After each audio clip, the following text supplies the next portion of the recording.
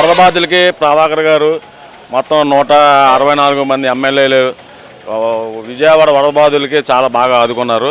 ముఖ్యంగా దెందులూరు నుంచి ఎమ్మెల్యే గారు అయితే మమ్మల్ని 4 రోజులు నిద్రపోకుండా, ఆయన కూడా నిద్రపోకుండా మా ఊరు గ్రామాన్ని నీట మునిగిపోయిన వాళ్ళందరినీ బయటికి తీసుకొచ్చి సేవా కార్మికులు అందరికీ ఆహార అన్నీ చేసి పెట్టారు. నిన్న కాక మా బుడమేరు వచ్చారు, ఆయన కొల్లేరు లంక వచ్చారు, మొత్తం అన్నీ చేశారు. ప్రభాకర్ గారు కూడా అక్కడే 3 రోజుల నుంచి అక్కడే తిరుగుతున్నారు. మేము ఆయనతోనే ఉంటున్నాం. సేవా కార్మికులు బాగానే చేస్తున్నారు. గవర్నమెంట్ అధికారులను పరిగెట్టిస్తున్నారు. ఆర్డీఓ కానీ కలెక్టర్ కానీ మొత్తం అందరూ వరద బాధిత మునిగిపోయిన వాళ్ళ దగ్గరే ఉంటున్నారు అందరూ. జగన్మోహన్ రెడ్డి అది బుడమేరు ప్రాజెక్ట్ అంటున్నాడు, అది నదా ప్రాజెక్ట్ వాగా అసలు ఎవడ కనిపించి లేకుండా చేస్తాడు. ఆయన ఎప్పుడు ఇంకా స్కూల్కి వెళ్ళి చదువుకుంటేనాక ప్రాజెక్టుకి నదికి వీళ్ళకి తెలిసేది. ఏదో పాస్ అయిపోయాడంటే పాస్ అయిపోయాడు, గుద్దేమంటే మార్కులు గుద్దాము, ఏదో ఒకసారి అవకాశం ఉండ గాల్లో అంటే కొట్టుకొచ్చాడు. ఇంకా దాన్ని ఆయన హీరో అనుకుండా మనం జీరో అయిపోతాం అంతే. అంటే నిన్నటిదాకా మా ప్రభాకర్ గారిని తిట్టిన వాళ్ళందరినీ ఈరోజు పార్టీలో చేర్చుకుని తెలుగుదేశం పార్టీ కార్యకర్తల అభిమానుల్ని మానసికంగా రోధిస్తున్నారు మమ్మల్ని. మేము ఎప్పటికీ తెలుగుదేశం పార్టీ వెనకమాలే ఉంటాం, మా ప్రభాకర్ వెనకమాలే ఉంటాం, ఆయనకే సపోర్ట్ చేస్తాం. ఈరోజు ఎవడన్నా గంటా ప్రసాద్ ఉన్నవాడు ఈడు తెలుగుదేశం కొండ వయసుకు వచ్చేసి కప్పేసుకుని మేము కార్యకర్తలు ఉంటే కుదరదు. ఇక్కడ ఇలాంటి మనుషుల్ని మీరు పార్టీలో చేర్ చేసుకుని మా వాళ్ళు మా కార్యకర్తల్ని మా నాయకులు మీరు మనసులో ఇబ్బంది పడుతుంది తప్ప ఏమని చెప్పండి. ఇంత దారుణంగా దూషించి మా చింతమనేని ప్రభాకర్ గారిని ఇట్లా చేస్తే పార్టీలో ఎవరికి తీసేసుకుంటే సరిపోద్దా? గన్ని విరంజన్ గారికి తెలవదా? ఎట్టమంటారు?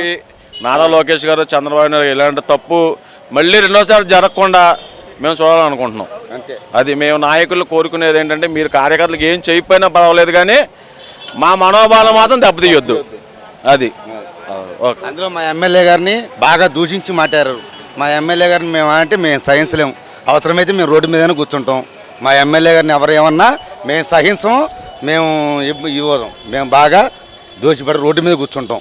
మా ఎమ్మెల్యే గారిని ఎవరిని ఏమన్నా సరే మా చింతమనేని ప్రభాకర్ని అంటే మేము దూరుకోము. వాళ్ళు ఎవరైనా కానీ ఆయన అంత విధంగా కష్టపడుతున్నాడు. ఆ వయసులో కూడా రేత్రి పగల 1 గంట 2ంటికి వచ్చేసి ఆ విధంగా కష్టపడే మనిషిని బట్టి బోల్ సార్లు వరదలు వచ్చినప్పుడు ఈ అబ్బాయి చౌదరి గంట ఆ ఊళ్ళో ఒక్కసారి కూడా మేము చూడాలి. ఆయన్ని మా నియోజకవర్గం అయి ఉండి మా మండలం అయి ఉండి మేము ఎప్పుడూ చూడాల ఇంతవరకు. మరి ఇలా చేస్తే ఎలా? ఇదే దీనికి పార్టీ పెద్దలు ఇలాంటి మా నియోజకవర్గంలో వేరే నియోజకవర్గంలో కూడా జరగకుండా మీరు చర్యలు తీసుకోవాలని పార్టీ పెద్దలని చంద్రబాబు నాయుడు గారిని, నారా లోకేష్ గారిని మేము తెలియజేస్తున్నాం. ఈ జిల్లా టీడీపీ ప్రెసిడెంట్ గన్ని విరంజన్ గారు కూడా చెప్తున్నాం. చింతమనేని ప్రభాకర్ గురించి ఒక ప్రశ్న. కష్టం అని ఎవరైనా ఆయన దగ్గరికి వెళ్తే నేనున్నాను, కష్టం ఏదైనా సరే ఏదైనా రాని అక్కడికక్కడ అధికారులు నియమించి స్పాట్లో ఆ సమస్య తీరుస్తారంట. ఇది ఎంతవరకు నిజం? 100% నిజం. మీకేమైనా సమస్య వచ్చింది మీరు అర్ధరాత్రి 12 గంటలకు ఆయన ఇంటికి వెళ్తే పడుకున్న ఆయన లేచి వస్తాడు.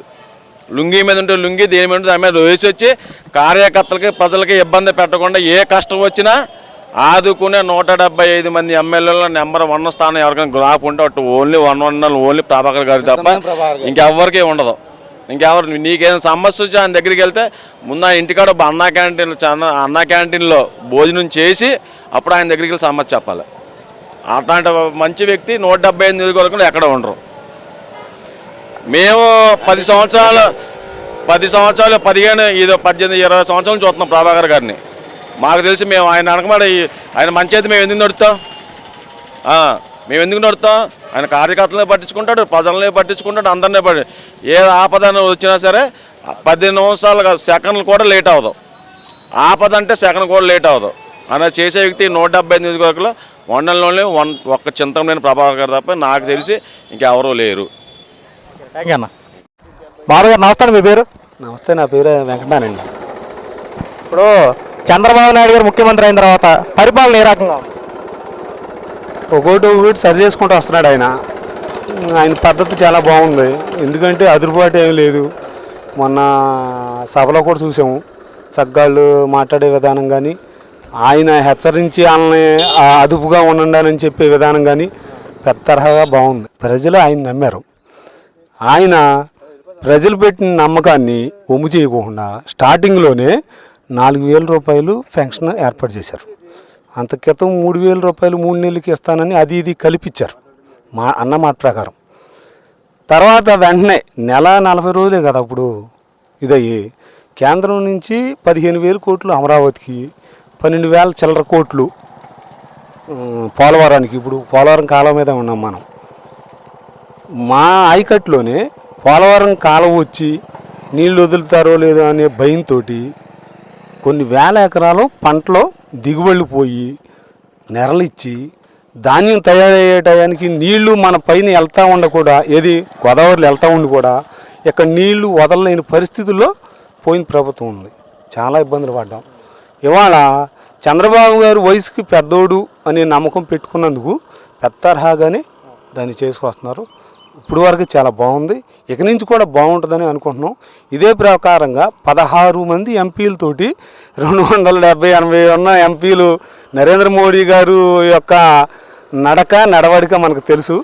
అటువంటి ఆయన్ని మెడలు ఉంచి ఇవాళ మన రాష్ట్రాన్ని బాగు చేయడానికి అమరావతి అనేది దేవతల రాజధాని, నిజంగానే దేవతల రాజధానిగా చేయడానికి తొలిమెట్టు అనుకుంటున్నాను నేను. అన్నగారు, ఇప్పుడు చంద్రబాబు నాయుడు గారు ఈ కొన్ని రోజుల్లో ఎంత మంచి పరిపాలన అందిస్తుంటే, వైఎస్ జగన్మోహన్ రెడ్డి ఆంధ్ర రాష్ట్రంలో దౌర్జన్యాలు, శాంతి భద్రతలు కరువు అయిపోయినని చెప్పి మాట్లాడతా, ఢిల్లీకి వెళ్ళి ధర్నాలు చేసుకుంటా, గేట్లు తన్నుకుంటా ఇష్టానుసారంగా మాట్లాడుతూ ఉన్నారు. రాష్ట్రంలో రాష్ట్రపతి పాలన తీసుకొస్తానని చెప్పి మాట్లాడతారు. ఇది ఎంతవరకు నిజం అంటారు? రాష్ట్రపతి పాలన పోయిన 5 సంవత్సరాల్లో తీసుకురాలేదే కాదండి. రైతుకి ఏం చేశాడు పోయిన 5 సంవత్సరాల్లో? ఉద్యోగస్తుడికి ఏం చేశాడు? సామాన్య వ్యక్తికి ఏం చేశాడు? ప్రతిదానికి బటన్ నొక్కాను ఏం ఉద్ధరించాడు? అంత ఉద్ధరిస్తే ఈ జనాలందరూ నేను నీకు మంచి చేస్తేనే ఓటేయండి అన్నాడు. మంచి చేయలేదు, ఓటేయలా, పోయాడు. ఈ కర్మ ఏంటి? ఏదన్నా ఉంటే వండ ఇంట్లోనే దెబ్బలాడాలి అంతే తప్ప పొరుగురు ఇంటికి వెళ్ళి దెబ్బలాడితే ఏం చేస్తారు వాళ్ళు? చీపమ్మన్నారు. ఢిల్లీలో అట్టకి చీపమ్మన్నారు. అస్సలు చాలా దారుణంగా ఉంది. ఊళ్ళల్లో చదువుకున్న వాళ్ళు ఎక్కడికి వెళ్ళాలి? వెళ్తే హైదరాబాద్ వెళ్ళాలి, బెంగళూరు వెళ్ళాలి, పొరుగు రాష్ట్రాలు. అసలు అక్కడ ఏం జరుగుద్దో, ఎలా ఉంటుందో ఆడపిల్లలు అయితే వెళ్ళే పరిస్థితే లేదు. అంత దారుణం. నిజంగా నేను అనుకున్నది ఏంటంటే, రాజధాని లేదు, ఎక్కడ పిల్లలు చదువుకుంటున్నారు, ఎక్కడ ఉద్యోగం చేయాలి ఏంటని చాలా టెన్షన్ పడేవాడిని. కానీ మానవుడు ఇవాళ 15,000 కోట్లు తెచ్చాడు. ఈ 5 సంవత్సరాల్లో ఎట్టా లేదన్నా రాజధానిని నిలబెడతాడు, కలబడతాడు కేంద్రం మీద. దాని స్ట్రాంగ్నెస్ తీసుకొస్తాడని మాకు నమ్మకం ఉంది. ఈ పరిపాలన మట్టికి నెంబర్ 1 ఉంది. తోడు ఐటీ శాఖ మంత్రి నారా లోకేష్ గారు కూడా హామీ ఇచ్చారు అసెంబ్లీలో, ఎట్టి పరిస్థితుల్లో చదువుకున్న వారికి ఉద్యోగ అవకాశాలు ఖచ్చితంగా రప్పిస్తాయి, 1,00,000 ఉద్యోగాలు, 1,00,000 ఉద్యోగాలు ఖచ్చితంగా ఆంధ్ర రాష్ట్రం తీసుకొస్తాయి, కేవలం 1 సంవత్సరంలోనే ఈ ఏర్పాట్లు చేస్తామని చెప్పి నారా లోకేష్ కూడా అసెంబ్లీలో హామీ ఇచ్చారు. దీనిపై మీ అభిప్రాయం ఉన్నాయి? ఒక శుభ సంకల్పంతో ముందుకెళ్తే అంతా శుభమే జరుగుద్ది.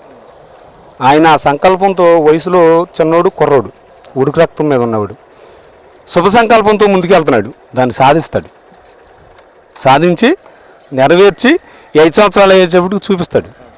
ఎందుకంటే ఒక మంచి సంకల్పం, అది చెడు సంకల్పం కాదు. ఆయన మరదొద్దాం, ఈడు మరదొద్దాం అని కాదు. నేను ఉద్యోగాలు ఇవ్వగలను, దాన్ని సృష్టించి కంపెనీలు కానీ ఏదైనా సరే సృష్టించి తీసుకురాగలను. ఇవాళ ఉన్న యువతకి అది రోల్ మోడల్. నాకు రాష్ట్రం ఏమిచ్చింది, రాష్ట్రానికి నేనేమిచ్చా? రాష్ట్రం నాకేమిచ్చింది కాదు, నేను రాష్ట్రానికి ఏమిచ్చా, జనానికి ఏమిచ్చా? నేను ఒక 100 ఉద్యోగాలు తయారు చేశాను అనుకో, అటువంటిది కుర్రోళ్ళు చదువుకున్న వాళ్ళ వల్ల తల 100 ఉద్యోగాలు తయారు చేస్తే రాష్ట్రం సుభిక్షం అవుద్ది. ఉద్యోగస్తులు అనేవాళ్ళు ప్రతి ఒక్కళ్ళు 100 మందిని కంపెనీ తయారు చేస్తే తీసేస్తుంది. దానికి తగ్గ వనరులు ఉన్నాయి, వ్యవసాయ పరంగా ఉంది, అన్ని రకాలుగా మనకి ఆ యొక్క అవకాశాలు ఉన్నాయి. దాన్ని అందిపుచ్చుకునేటటువంటి విధానం ఉంటే చాలు మనకి.